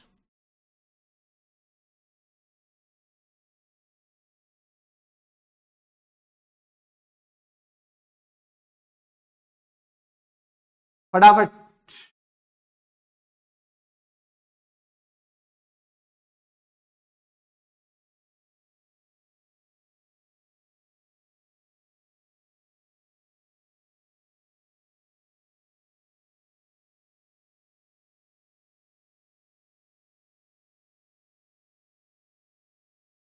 चलो सर लिख लिया। अब सुनो मेरी बात, ये कहता है ऑडिटर ने बोला जाके कि यार जहां पे मैनेजमेंट की इन्वेंट्री रखी है ना, मैं उसको चेक नहीं कर सकता फिजिकली वेरीफाई करके। तो किसी ने पूछा क्यों, कहते वहां पे ना गाड़ी नहीं जाती, मेरे पास जो ऑडी है वो ऑडी वहां पे जाती नहीं। तो कहते क्या जाता है, कहते वहां पे ना सिर्फ वो जाते हैं, क्या कहते हैं, छोटे छोटे रिक्शे जाते हैं। तो कहते मैं रिक्शे में बैठ के नहीं जा सकता, मेरे को बड़ी डिफिकल्टी होती है। अच्छा बड़ी बात। फिर उसने कहा सर वहां पे पहुंचने के लिए 10 दिन लगेंगे, टाइम बहुत ज्यादा लगेगा, तो मैं ये ऑडिट प्रोसीजर नहीं कर रहा। कहता अच्छा। तीसरा कहता है खर्चा बहुत ज्यादा हो जाएगा, तो भी मैं ये ऑडिट प्रोसीजर नहीं कर रहा। तो ये कहता है कि डिफिकल्टी, टाइम और कॉस्ट ये वैलिड बहाने नहीं है। ये जो डिफिकल्टी, टाइम और कॉस्ट है ये वैलिड बहाने नहीं है। सर बहाने किस चीज को लेके, to omit an audit procedure for which no alternative is available. अगर ऑल्टरनेटिव अवेलेबल है तो ऑल्टरनेटिव कर लो, हमको कोई दिक्कत की बात नहीं है।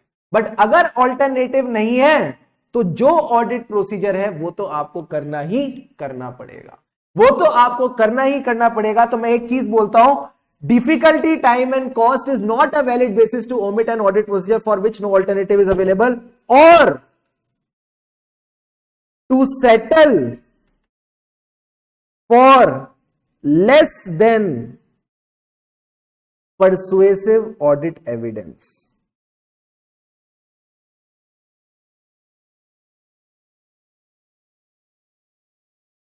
यानी अगर आपको डीटीसी लग रहा है तो लगाओ, बट आप सेटल नहीं करोगे सर किसके साथ, for less than persuasive audit evidence. Persuasive का क्या मतलब है, this is just a synonym of sufficient and appropriate audit evidence. Sufficient and appropriate audit evidence तो लेना ही लेना पड़ेगा। तो ये लाइन आप जरूर याद रखना जब भी आप वो वाला पॉइंट कोट करते हो, that you need to maintain a balance between the time and cost. I hope this point is clear. Now comes the last point, and the last point is वही जो बचपन से आपका हमेशा लास्ट पॉइंट होता है, अदर। सर अदर का क्या मतलब है, यहां हम अदर मैटर्स की बात करेंगे। अब ये अदर मैटर्स क्या है, ये मैं आपको किताब से पढ़ाऊंगा। फटाफट बताओ क्या यहां तक इनहेरेंट लिमिटेशंस क्लियर है या नहीं? Please let me know, is the conceptual interlinking till here clear to all of you और नॉट? ये मुझे आप बताओ। अभी तो टाइम ही क्या हुआ है, अभी तो पार्टी शुरू हुई है गुरु। यहां तक मजा आ रहा है नहीं आ रहा है? फटाफट बताओ, फील आ रही है?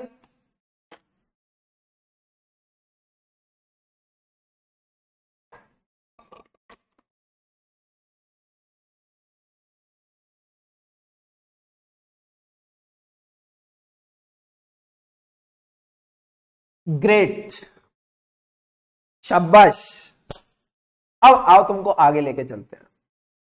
तो हम यहां पे स्टार्ट कर रहे थे सर क्या, इनहेरेंट लिमिटेशंस ऑफ ऑडिटिंग। हम यहां पे पहुंचे क्यों, क्योंकि किसी ने कहा था रीजनेबल एश्योरेंस लेनी पड़ेगी। तो हमने कहा रीजनेबल के पीछे जो रीजन है वो रीजन ही इनहेरेंट लिमिटेशंस ऑफ ऑडिटिंग है। तो auditor is not expected to and can't reduce, ना तो उससे एक्सपेक्टेशन है ना उसकी बस की है to reduce the audit risk to zero. Therefore he can't obtain absolute assurance that the financial statements are free from material misstatement, whether due to fraud or error. This is because there are inherent limitations on auditing, and the most of the audit evidence is persuasive rather than being conclusive. यानी वो जो evidence लेता है वो sufficient and appropriate audit evidence होता है, but conclusive evidence नहीं होता। अब आता है सर सबसे पहला point, nature of financial reporting. मैंने कहा नेचर ऑफ फाइनेंशियल रिपोर्टिंग यानी उनकी मजबूरी, लिख दो यहां पे ब्रैकेट में, उनकी मजबूरी। सर उनकी मजबूरी क्या है, preparation of financial statement involves judgement by management in applying the requirements of applicable FRF to the facts and circumstances of entity including the accounting estimate. जो एंटिटी के फैक्ट्स है, सर्कमस्टेंसेज है, उसके ऊपर उनकी जजमेंट इन्वॉल्व है। क्योंकि judgement involve है, you can't be sure whether it is 100% right और रॉन्ग। ठीक है सर। अब आती है सर हमारी मजबूरी। हमारी मजबूरी कहती है नेचर ऑफ ऑडिट प्रोसीजर। लिखते चलो, तुम ये बातें लिखते चलोगे तो तुमको फील आती रहेगी कि हां हम पढ़ क्या रहे हैं। ये सिर्फ काले अक्षर भैंस बराबर नहीं है, हर अक्षर का मतलब है, हर अक्षर कुछ कहता है। ठीक है, हमारी मजबूरी। सर हमारी मजबूरी क्या है? मैं परेशान परेशान परेशान, यानी हम बेचारे डिपेंडेंट हैं। So there is a possibility that management and others don't provide complete information relevant to PPFS. जल्दी से बताओ पीपीएफएस का क्या मतलब है? सर पीपीएफएस का मतलब है preparation and presentation of financial statement. जो हमारे फाइनेंशियल स्टेटमेंट्स हैं उनके रिगार्डिंग मैनेजमेंट हो सकता है हमको कंप्लीट इंफॉर्मेशन दे ही ना। एंड क्यों नहीं दे रहा? क्योंकि उसके मन में चोर है। Second point is interconnected, there is a possibility of fraud, and fraud is a, फटाफट जल्दी से चैट बॉक्स में, चैट बॉक्स ऑन फायर, फटाफट बताओ फ्रॉड क्या है? फ्रॉड को पकड़ना मुश्किल ही नहीं नामुमकिन क्यों है? जल्दी से बताओ फ्रॉड क्या है? फ्रॉड क्या है? सोची समझी चाल, अंग्रेजी में बताओ क्या कहते हैं? जो बच्चे गूगल ड्राइव पे देख रहे हैं अपनी नोटबुक में लिखो, फटाफट लिखो। तुम क्योंकि यही भूलने वाले हो, तुम लिख के आओगे फ्रॉड, एग्जामिनर देगा 0, 1.5 नंबर, आधा नंबर, पूरे नंबर देगा ही नहीं। उसको अंग्रेजी में बोलते हैं सोची समझी चाल, नहीं क्या बोलते हैं? जल्दी से बताओ। Sophisticated and carefully organise scheme, sophisticated and carefully organise scheme. Deep, Aniruddh, Abhir, Divyansh, अच्छे अच्छे बच्चे समझ गए मेरी बात? तो आप क्या बोलोगे? फ्रॉड में involve sophisticated and carefully organise schemes which are designed to conceal it. Sir conceal it का क्या मतलब है? तुमने कंसील सुना होगा अपने घर में, लड़कियां लगाती है ना कंसीलर। कंसीलर मतलब वो मेकअप का पार्ट होता है, तो वो छुपाने के लिए करते हैं। तो यही चीज आपने याद रखना है क्या फ्रॉड में, कि फ्रॉड को बनाया ही इसी तरह से जाता है कि उसको छुपाया जा सके। पर्दे में रहने दो, पर्दा ना उठाओ, पर्दा जो उठ गया तो फ्रॉड दिख जाएगा। तो कहते हैं छुपाने के लिए हम sophisticated and carefully organise scheme बनाते हैं। तो सर ढूंढ लो, आप भी अपनी पावर से ढूंढ लो, बट पावर है ही नहीं। सर क्यों नहीं है? Audit is not an official investigation. Audit investigation नहीं है ना। कह के थक गया, तुम सुन के थक गए, फिर भी बोलते हो कि फ्रॉड को पकड़ लो, फ्रॉड को पकड़ लो। कैसे पकड़ ले? हाथ बंधे हुए हैं।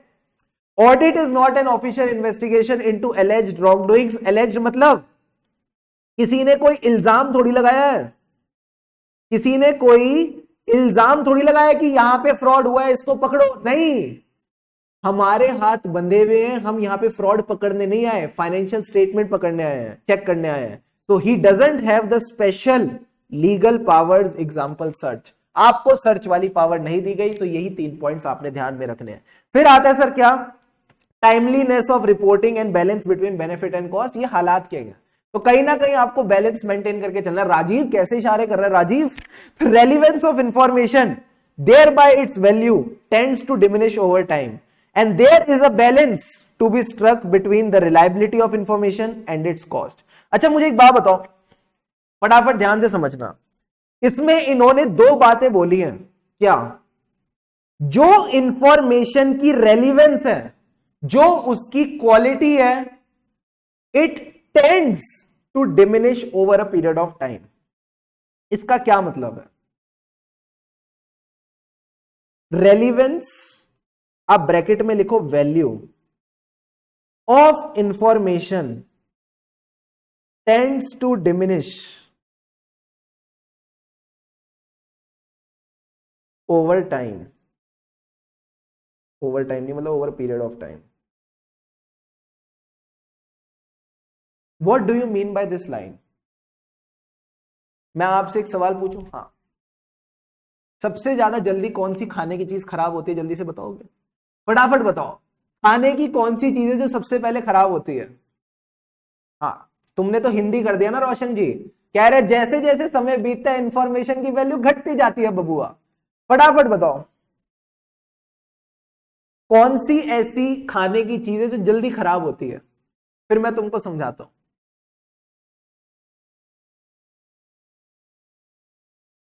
एफएमसीजी प्रोडक्ट, मिठाई। मैं तुमको बताऊं पनीर। ठीक है सर, कैसे? जब आप पनीर लेके आते हो तो वो व्हाइट व्हाइट होता है।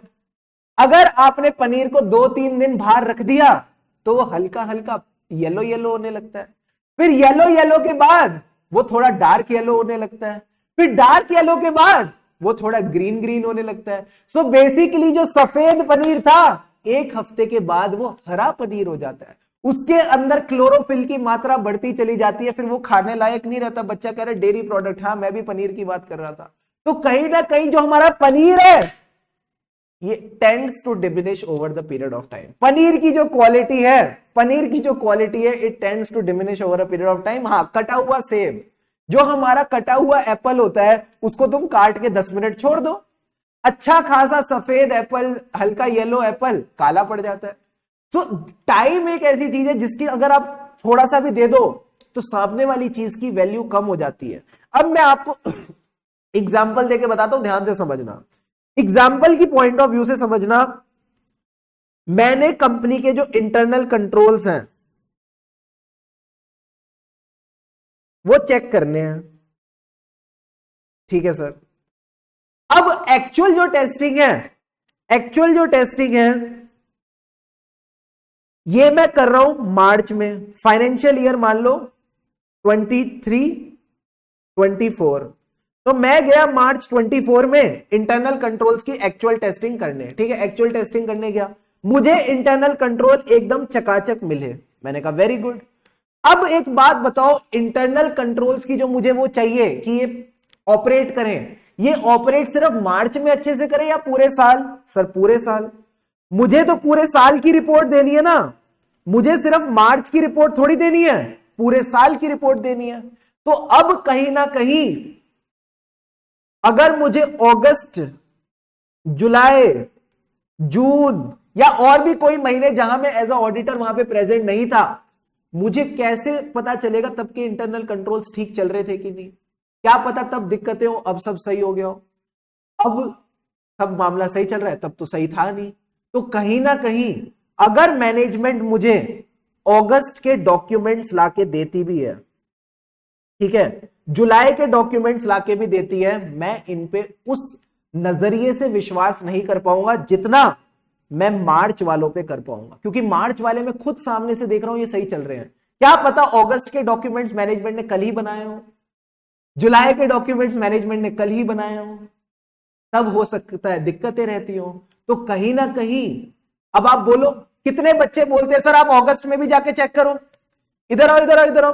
कोई ये तो नहीं कह रहा कि सर आप अगस्त और जुलाई में जाके भी चेक कर लो, कोई कहना चाहता है तो जल्दी बताओ, मैं फिर तुमको बताऊं अगस्त और जुलाई में जाके चेक कर लो। एनीवन वांट्स टू से अगस्त और जुलाई में चेक कर लो? पॉसिबल ही नहीं है। सर पॉसिबल क्यों नहीं है? अरे भाई ऑडिटर साल भर थोड़ी वहां बैठा रहेगा, है? ऑडिटर के पास कोई काम धंधा नहीं है क्या? और अगर बैठेगा तो फीस चार्ज करेगा। Not every company can afford such costly auditor. तो आपने वो बैलेंस मेंटेन करना है between the benefit and cost. आपने कहीं ना कहीं वो बैलेंस मेंटेन करना है between the benefit and cost. तो आप ऑडिटर को साल भर बिठा के नहीं रख सकते। तभी लिस्टेड कंपनीज के केस में ऑडिटर साल भर बैठा रहता है, बट जो प्राइवेट कंपनीज है उसके लिए सिर्फ वो 2 महीने जाता है और पूरे साल का ऑडिट करके आता है। I hope this point is clear to all of you. ठीक है, आई बात समझ? हाँ, इंटरनल ऑडिट थोड़ी है, स्टैट्यूटरी ऑडिट है। ये पॉइंट आपने बेसिकली समझना है। दूसरा पॉइंट क्या कहता? There needs to be a proper balance between the reliability of information and cost. जिस इंफॉर्मेशन पे आप रिलाय करना चाहते हो, कहीं ना कहीं वहां पे आपको एक बैलेंस मेंटेन करके चलना है between the reliability and cost. This point is directly related to the पहला पॉइंट, क्योंकि आपकी कॉस्ट ज्यादा लगेगी वहां पे बैठने के लिए। तो अब आपको जो इंफॉर्मेशन मिल रही है चुपचाप उसको एक्सेप्ट करो और आगे बढ़ो। And last point and the fourth point and the most important point, जल्दी से लिखो, ready for the fourth point in the chat box. पानी के 2 घूंट लगाओ और जल्दी से चैट बॉक्स में बताओ सर रेडी है क्या? आप सब रेडी है फॉर द फोर्थ पॉइंट? फटाफट बताओ। ओ भाई जागो मोहन प्यारे, इधर देखो, बढ़िया बढ़िया नजारे। Yes sir, ready ready ready ready, आओ। अब ये कहता है क्या?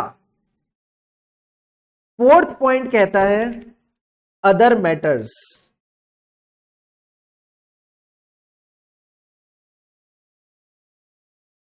It is important from exam point of view also. कहता है 4 ऐसे अदर मैटर्स हैं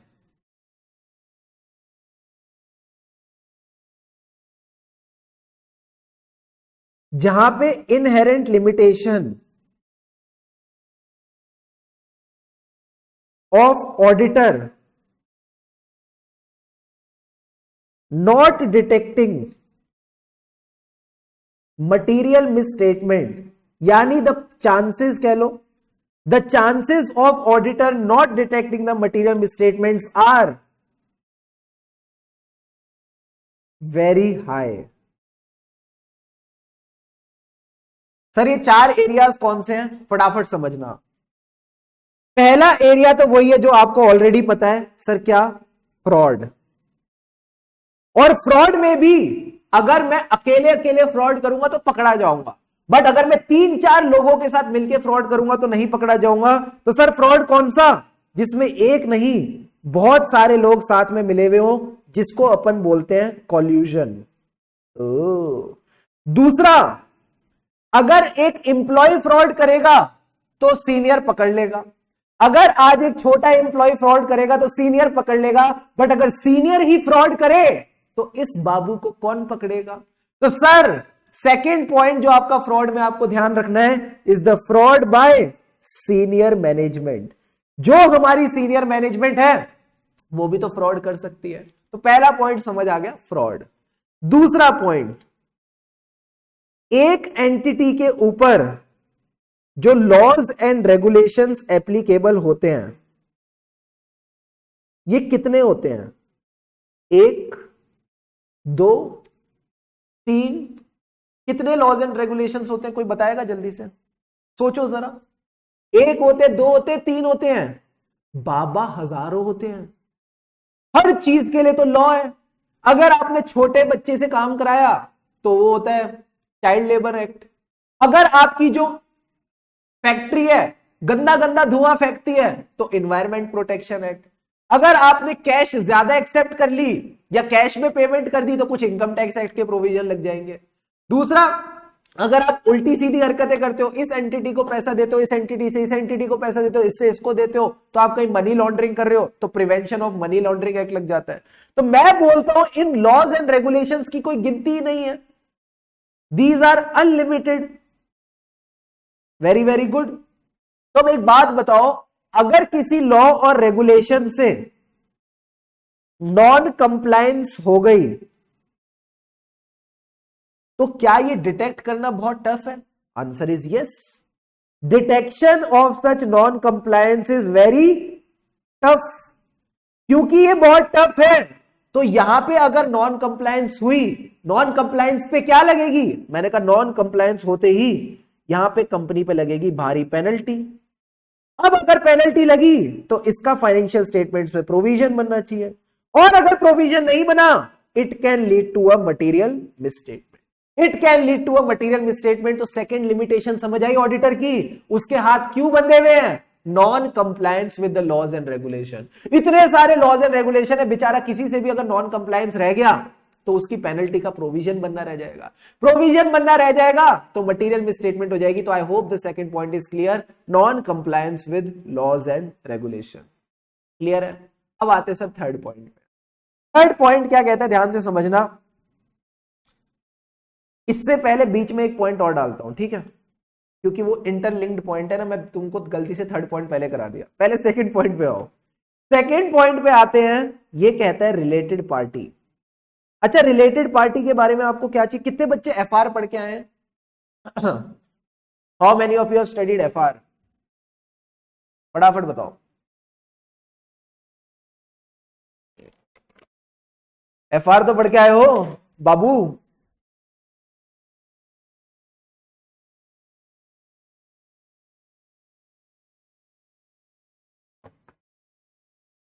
हाँ, उसमें कोई इंडेस पढ़ा था क्या? इंडेस 24 रिलेटेड पार्टी का इंडेस याद है? इंड एएस, इधर देखो, इंड एएस 24। ये क्या कहता है? जो भी आपकी रिलेटेड पार्टी रिलेशनशिप्स हैं या ट्रांजैक्शंस हैं या बैलेंसेस हैं,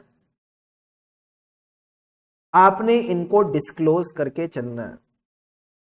आपने इनको डिस्क्लोज करके चलना है। पढ़ा है कि नहीं पढ़ा? बताओ जल्दी से, फटाफट बताओ। क्या रिलेटेड पार्टी इंड एस 24 में आपने मजेदार चीज पढ़ी थी कि जो भी आपकी रिलेटेड पार्टी रिलेशनशिप है, ट्रांजैक्शन है, बैलेंसेस है, इनको आप डिस्क्लोज करके चलोगे। बट मेरे को एक बात बताओ, अगर मैनेजमेंट ने रिलेटेड पार्टी के बारे में बताया नहीं तो हमको क्या सपना आएगा? हमको क्या सपना आएगा कि रिलेटेड पार्टी है या नहीं? तो देयर आर चांसेस कि इस तरह के रिलेटेड पार्टी डिस्क्लोजर्स आपसे रह जाए। तो देयर आर चांसेस कि यहां पे भी मटेरियल मिसस्टेटमेंट हो सकती है। And the last point is going concern. जो हमारा गोइंग कंसर्न है, अगर इसमें कोई दिक्कत है जो कि मैनेजमेंट ने हमको नहीं बताई, गोइंग कंसर्न का क्या मतलब है? एंटिटी आगे कंटिन्यू नहीं कर पाएगी। तो if there is a material uncertainty, if there is a material uncertainty, यानी आप कह सकते हो दिक्कत है, गोइंग कंसर्न के अंदर दिक्कत है। तो अगर यहां पे कोई गोइंग कंसर्न की दिक्कत है तो फाइनेंशियल स्टेटमेंट्स में इसका भी डिस्क्लोजर होना चाहिए, इसका भी डिस्क्लोजर होना चाहिए। तो हो सकता है मैनेजमेंट आपको इसके बारे में ना बताए और आपसे ये गलती रह जाए। सो देयर आर चांसेस कि यहां पे मटेरियल स्टेटमेंट छूट जाए। अब सवाल ये उठता है, पॉइंट सारे क्लियर हैं? पहले ये बताओ, इनको फटाफट लिख ही लो, राइट देम डाउन, और मुझे बताओ are they clear to you? समझ आ गया या नहीं आया?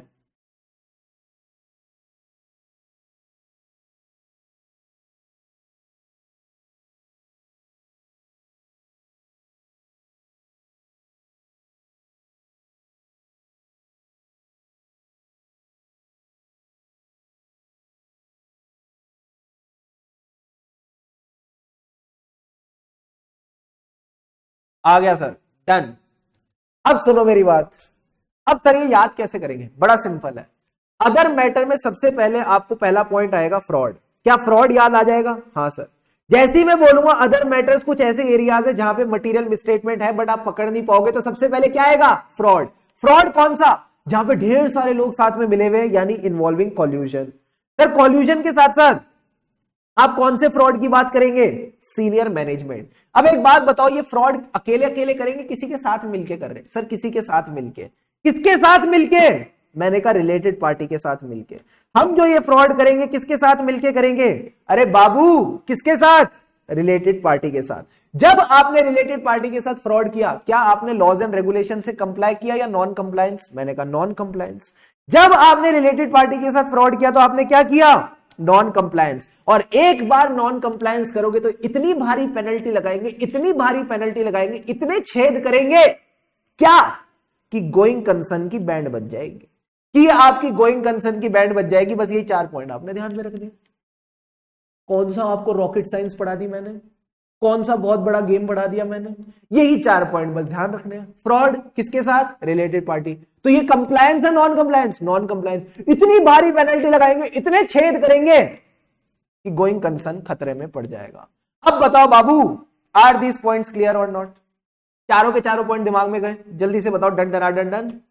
फिर मैं आपको ब्रेक देता हूं, फिर मैं आपको ब्रेक दूंगा। जल्दी से बताओ, आर दीज पॉइंट्स क्लियर और नॉट?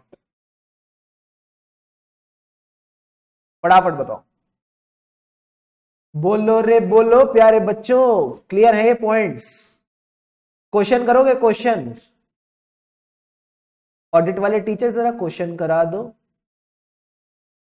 जरा क्वेश्चन करा दो, क्वेश्चन क्वेश्चन करा दो। ऑडिट वाले टीचर जरा क्वेश्चन करा दो। सर क्वेश्चन करेंगे। कितने बच्चे कहते हैं सर हम क्वेश्चन करेंगे? कितने प्रतिशत ऑडिट स्टूडेंट्स कहते हैं कि अब वो क्वेश्चन करेंगे? जल्दी सर बताओ, बताओ जी बताओ, कितने प्रतिशत बच्चे कहते हैं? एक बच्चे ने भी बोला तो मैं करा दूंगा, क्योंकि मुझे तो क्या है, ऑल इंडिया रैंक 1 तो एक ही बच्चे की आती है।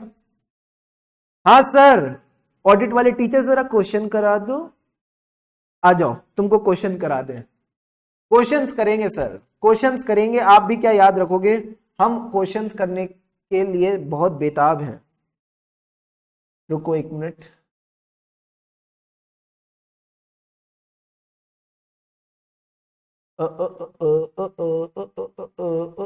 कहाँ गया, कहाँ गया? ये रहा।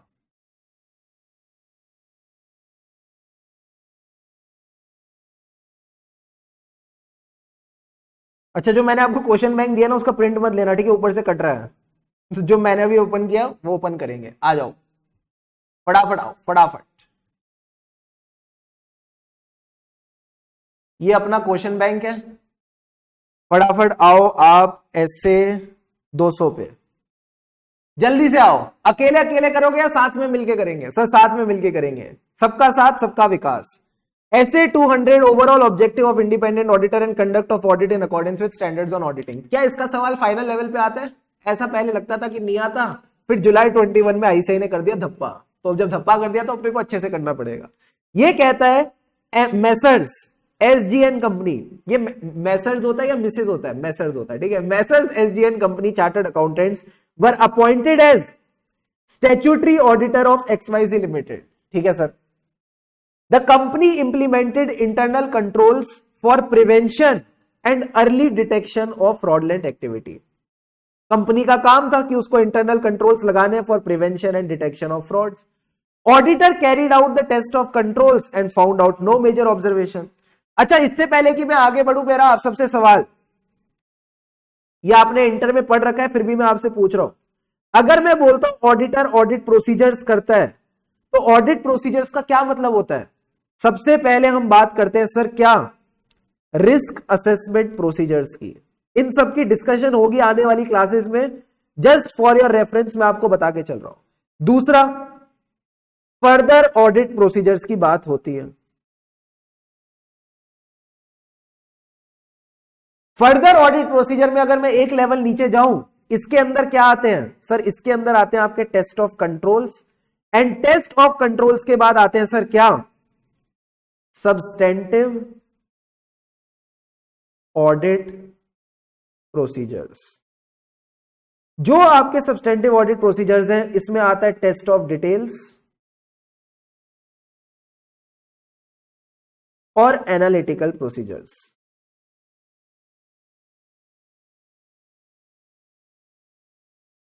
क्या इतना आपको ध्यान में है? इसका मीनिंग लेटर ऑन डिस्कस करेंगे, ठीक है। ये सब का क्या मतलब होता है, कैसे होते हैं, क्या होते हैं, फलाना ढिमकाना, सब अपन डिस्कस करेंगे। अभी के लिए बस इतना बताओ, थोड़ा थोड़ा याद आ रहा है ऐसा करके कुछ होता था? हाँ सर। तो ऑडिटर ने हमारे केस में क्या कर रखा है? टेस्ट ऑफ कंट्रोल्स कर रखे हैं। अगर आप इस क्वेश्चन में देखो, उसने टेस्ट ऑफ कंट्रोल करे और उसको कोई गड़बड़ नहीं मिली। इसके बाद क्या कह रहा है? After the completion of audit, audit report was submitted and audit results were issued.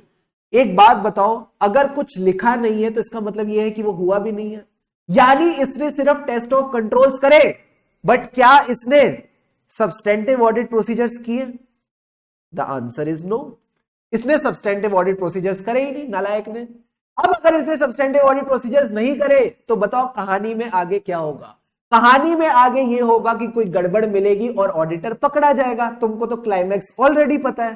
तो अब आगे यही हुआ, fraud pertaining to the area of inventory came to the light subsequently for the period covered by audit, and auditors were asked to make a submission as to why, क्यों तुम्हारा audit नहीं पकड़ पाया such fraud. Auditor submitted that, कहते हैं हम मजबूर हैं, लिखा है देखो नालायकों ने, कहते हैं हम मजबूर हैं। Auditor submitted that because of inherent limitations of audit, it is not possible to get persuasive evidence of certain matters like fraud. हम फ्रॉड पकड़ ही नहीं सकते। तो क्या लगता है, ऑडिटर का स्टेटमेंट सही है या गलत? देखते हैं कितने बच्चे यहां पे फर्स्ट क्लास है, कितने नालायक हैं, अभी पता चल जाएगा। ऑडिटर कहता है कि इनहेरेंट लिमिटेशन है तो हम ऑडिट करेंगे ही नहीं। इस नालायक ने टीओसी करके छोड़ दिया। अब सब्सटेंटिव भी तो करना था, सब्सटेंटिव किया ही नहीं, तो क्या ऑडिटर ने सही किया? The answer is no. सुनो ना, आईसीआई की पास परसेंटेज लो है तो इसका मतलब हम पढ़ेंगे नहीं क्या? क्या बोलते हो? कितने बच्चे एग्री करते हैं इस बात से? आईसीआई की पास परसेंटेज लो है, सब पास नहीं होते, तो हम भी पढ़ना छोड़ देते हैं। क्या करेंगे पढ़ के जब परसेंटेज इतनी लो है? या फिर हम पढ़ाई करेंगे, हम अपनी तरफ से तो अपना बेस्ट देंगे, रिजल्ट जो आए भगवान की कृपा, भगवान की दया। तो यही तो ऑडिटर का खेल है। इनहेरेंट लिमिटेशन इसका ये थोड़ी आप अपने ऑडिट प्रोसीजर ना करो। तो यही पॉइंट आपने ध्यान रखना है कि इनहेरेंट लिमिटेशन है, इसका मतलब ये नहीं कि आप अपने ऑडिट प्रोसीजर नहीं करेंगे। आप अपना ऑडिट तमीज से नहीं करेंगे। बच्ची ने सही कहा, पढ़ना तो पड़ेगा, प्रोसीजर तो करने पड़ेंगे। So do you think auditor made a correct statement? The answer is no, auditor did not make a correct statement. Deep कह रहा है sir auditor is correct. Deep नलायक, कैसे करेक्ट है? क्या इसने ये ऑडिट प्रोसीजर करे? सब्सटेंटिव ऑडिट प्रोसीजर नहीं, कहां करे? और मैंने तुमको एक लाइन भी लिखवाई थी, क्या लिखवाई थी सर?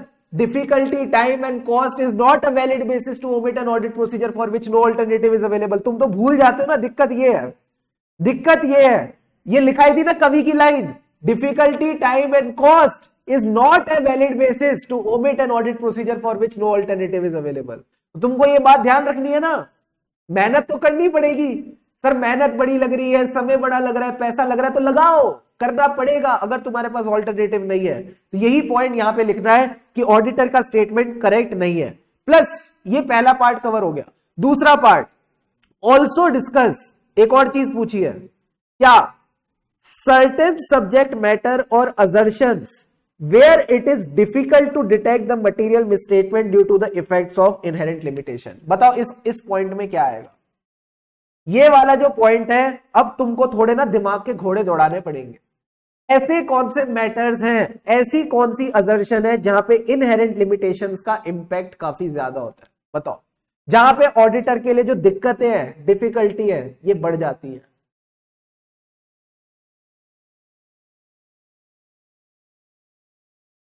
बोलो रे बोलो प्यारे बच्चों।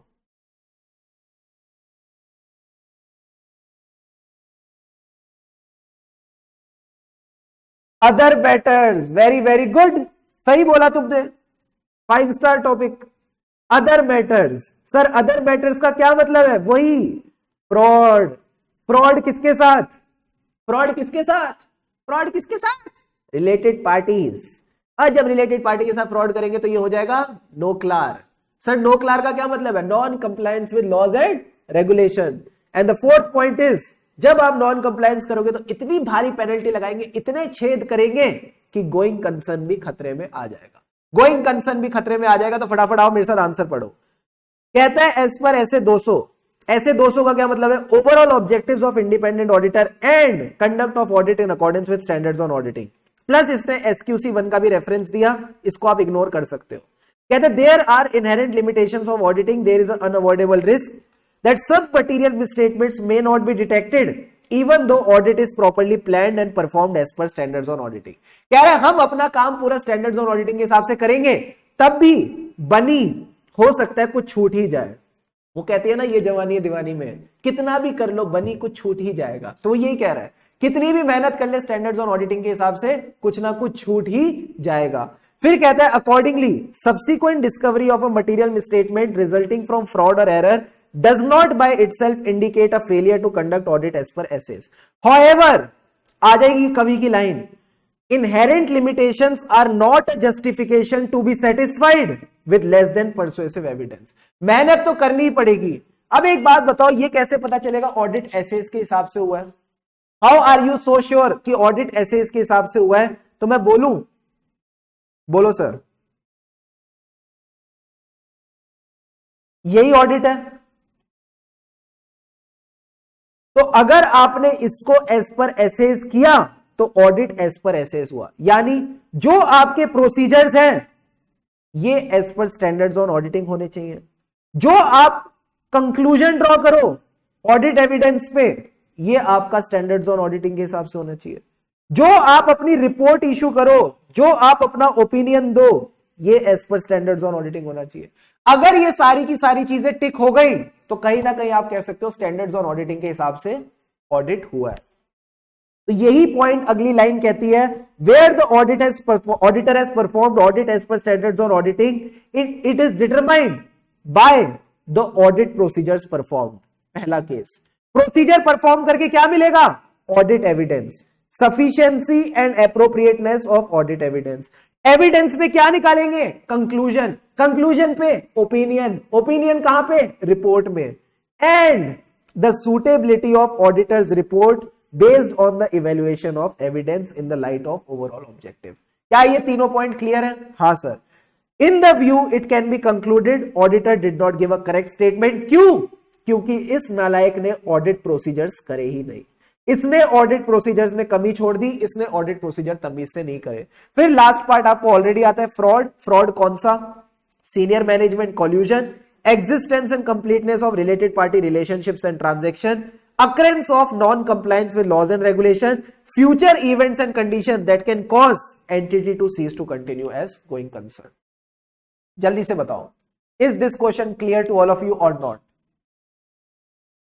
मजा आया? फील आ गई सीए फाइनल की?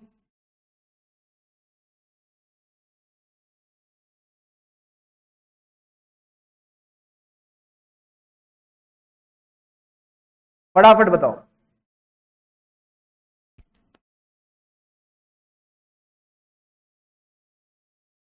ये लेवल आईसीए के फाइनल का लेवल, यानी इस लेवल पे आपने खेलना है। यानी मैं बोलूं, अगर आपके पास पर्सपेक्टिव क्लियर है, आपके दिमाग के जो वो है ना, क्या कहते हैं, इंटरकनेक्शंस हैं, वो क्लियर है, आपको कोई दिक्कत नहीं आने वाली। कोई दिक्कत नहीं आने वाली। बड़ा सिंपल है, बड़ा समराइज्ड है। यही पॉइंट कह रहा है, इतना बड़ा आंसर लिखना पड़ेगा। नालायक, तुम्हारा नाम होना चाहिए नालायक नंबर 1। और ये जो पिक्चर है ना, ये डेविड धवन को प्रोड्यूस करनी चाहिए, क्योंकि उसने प्रोड्यूस कर ली हीरो नंबर 1, कूली नंबर 1, अब नालायक नंबर 1। भाई साहब, अगर ऐसा सोचोगे ना इतना बड़ा आंसर लिखना पड़ेगा, तो तुम बुद्धू हो। क्योंकि इस आंसर में एक भी चीज ऐसी नहीं है जो अननेसेसरी है। ऐसे 200 का रेफरेंस देना है, ये तुमको इंटर से आता है। दूसरा, तुम बात करोगे इनहेरेंट लिमिटेशंस ऑफ ऑडिटिंग की। तीसरा, तुम बोलोगे ऑडिट कैसे होना चाहिए, as per standards on auditing. And कवि की लाइन मैंने तुमको याद करवाई दी थी। एंड फोर्थ में खुद उसने पूछा अदर मैटर्स, ये अदर मैटर्स आपको लिखने हैं। अब तुम ये बोलो सो इतना बड़ा आंसर कैसे करेंगे, क्यों करेंगे? सामने वाले बंदे ने तुमको समझा भी दिया है, याद भी करवा दिया है। अब जब गूगल मैप्स तुम्हारे सामने है, तो बाबू गाड़ी तो चलानी पड़ेगी। ठीक है। So on this note, in this note क्या करें sir? On this note let's go for a break. Let's take a kit kat break and after the break we will catch up. Sir break कितने minute का है? 10 minute का break है। 8:40 पे अपन वापस मिलेंगे। 8:40 पे अपन वापस मिलेंगे। ठीक है, चलो सर, मिलते हैं।